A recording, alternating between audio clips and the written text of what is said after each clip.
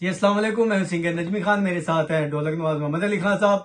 आज एक बहुत प्यारा सॉन्ग नुसरत फतेह अली खान साहब का मुझे ज़ाती तौर पे पसंद है और उन्हीं को डेडिकेट करता हूं। उम्मीद है कि आपको भी पसंद आएगा। दिल दी खेड ना खेडी सजना, हर जाना तू हर जाना, प्यार च जिंदगी लभदी नाही, मर जाना तू मर जाना,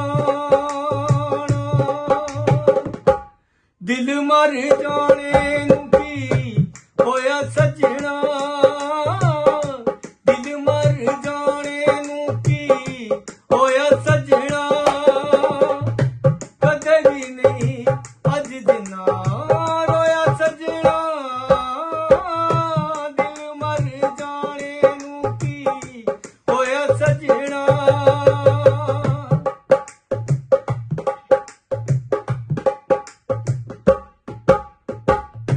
सोचा ते ख्यालां विच दिन लंघदे, सोचा ते ख्यालां विच दिन लंघदे, सुख मेरी जिंदगी दा होया सजना, सुख मेरी जिंदगी दा होया सजना, कदे भी नहीं अज जिन्ना रोया सजना, दिल मर जाने नू की होया सजना।